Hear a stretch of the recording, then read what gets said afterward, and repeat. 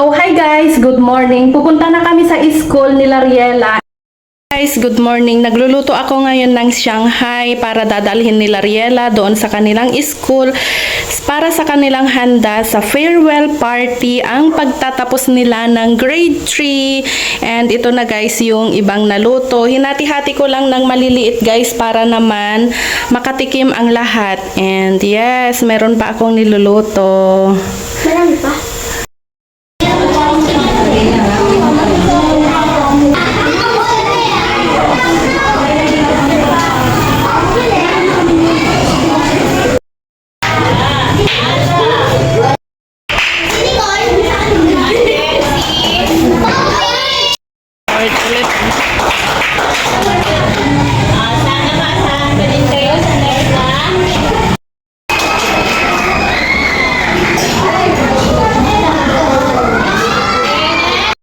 Daw siya.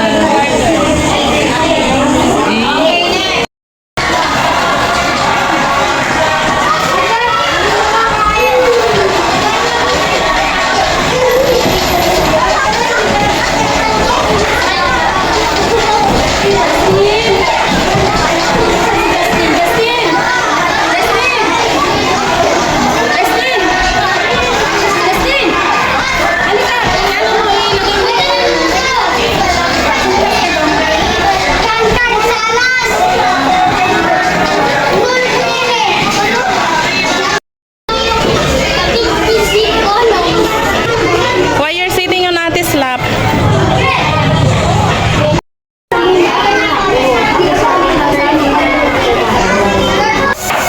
So, hi guys! Good afternoon and magluluto na ako ng aming lunch at isusutay ko lang muna itong carrots at saka patatas kasi gagawa ako ng vegetable curry.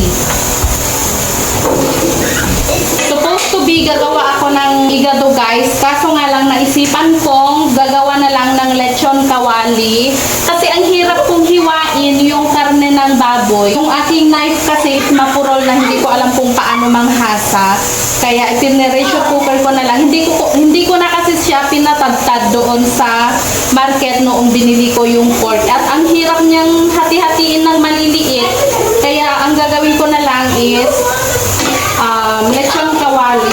After ko nga pala maprito yung patatas at saka carrots ay magsusutay ako ng bawang at saka luya at saka sibuyas. Ilalagay ko na itong aking nasutay. Lagyan ko din siya ng kaunting water. Namiss ko kasi guys yung vegetable curry nila sa India, kaya naman ako ay gagawa. And lalagyan ko na itong curry powder mixture. Tatansyahin ko na lang guys kasi hindi ko alam kung paano yung kanyang sukat.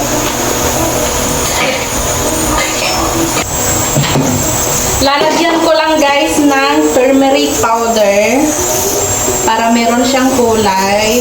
And then yung garam masala ito guys. Garam masala. So, isang tablespoon lang para hindi siya masyadong maanghang.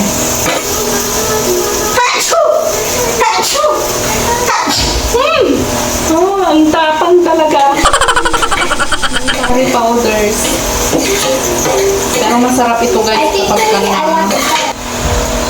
Piprito ko na itong aking gagawin.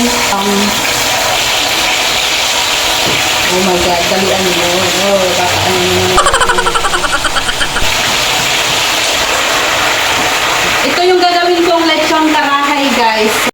Tinakpan ko lang, guys, yung aking piniprito kasi tumatalsik. Tignan nyo naman. Nakakatakot, di ba? Mark, what are you doing, my love? Tablet. Tablet always. Ah? Yes. Kung anong ginagawa ng anak kong si Lariela. What is that for? Restaurant. Ha? Restaurant. Restaurant?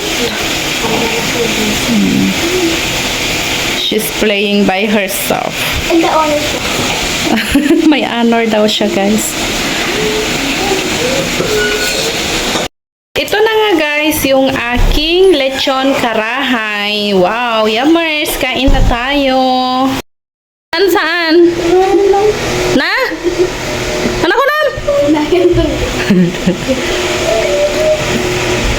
Lariela, guys. Pati rin ito, hindi pa natapos kumain. And kararating lang ni Jillian. Hello guys! Another day, another mini vlog for today. Tinatalian ko nga yung buhok ni Lariela and tingnan nyo naman, konting-konti na lang is magkasintangkad na kami. Itong anak ko nga pala na ito guys ay yung sobrang tagal niyang magbihis, maligo at lahat-lahat. Kaya ayan, napapagalitan dahil nalilate. Yung isa. Tagal-tagal mo, late ka na. Yung ano.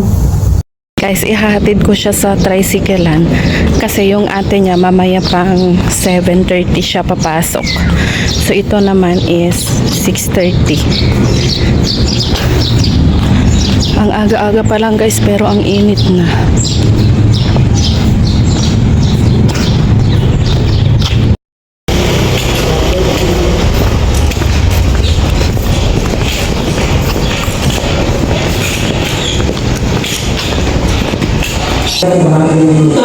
Habang siya ay naglalakbay, papunta ng tao, at natutulong si Jesus tungkol sa kababaang loob, natutulong si Jesus sa kanyang pagpapalagay.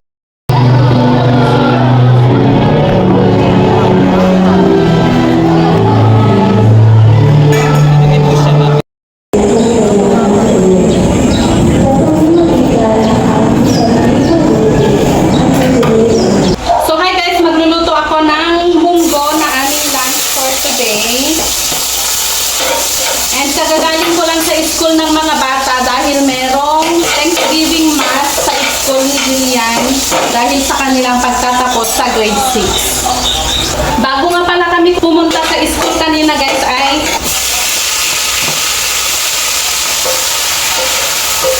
ang palaya ito, igigisa ko lang siya dahil yung munggo, pinalambot ko na siya kaninang bago kami pupunta sa school. And then, nagsaing na rin ako ng kanin, ng bigas kanina para hindi na kami mag-ahol sa oras. Anong oras man ako makakauwi. Dahil yung munggo, pressure cooker ko lang siya kanina para madali lang siyang maluto. Pati rin si Lariela guys ay meron siyang L na test. Iti-test nila yung inaral nila from first grading hanggang fourth grading. Tuin ko lang itong papainit ko din tong leftover na ulam namin yesterday guys. Para maubos na kasi baka masira lang doon sa fridge. Sayang naman kung hindi nakain. And then, ilalagay ko na itong munggo.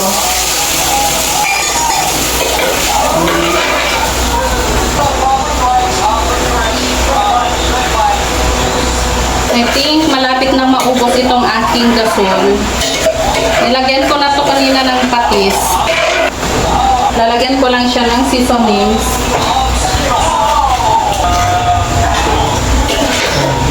Oh, dumating ka na. Ba't ang bilis ng practice nyo? Niading mo nga, Rod. Adyan. School daw. Wala siyang pamasahe. Pwede gano'n to yun. Mapan ko nga kumakitan. Ngiyam. Saan ka na magaling ko na ni Sir? Ikaw talaga. Yung oray na kalata, naging gana-ingana. Ang hulot na ading mo, nuhan nga na. So, ayan guys, dumating na si Jillian at hindi na niya hinintay yung kapatid niya. Dahil mainit daw sa school. Oh my gosh. Sasahugan ko din siya ng talbos ng kamote guys. Dagdagan ko konti ng salt kasi hindi siya malasa.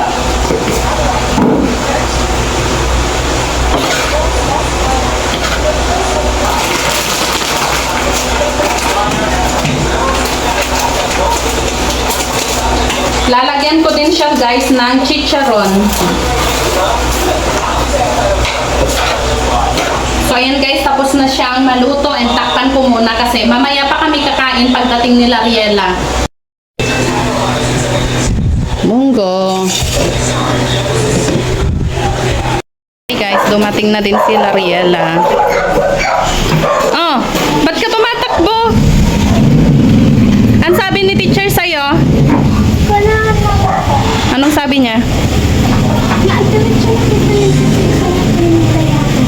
Tapos, sinabi niyang chinat ko siya. Oh. Ano sabi mo? Ate, saan niya kinintay na ni ate? Kasi mainit daw. Ba't ang tagal mong natapos? Hindi, doon kami natapos. O bakit hindi ka daw nakita ni ate? Tijinak lang kantin. Oh, nandun lang daw siya sa kantinan, Jillian. Tinignan mo si ading mo, hindi. Hindi ako pumasok. O bakit hindi ka pumasok? Eh, syempre makikita mo ba kung hindi ka pumasok? Talaga. Kapagod kaya, sa labas ko lang sa thank you. Tamad-tamad eh.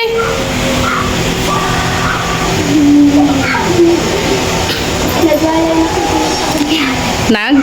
Nagwalay na. Nagwalay ka? Kaya pala hindi ka nakita ni ate. Di sana pumunta ka sa court para nakita mo si ate. Siya ka rin eh. Nagpinda si Tina.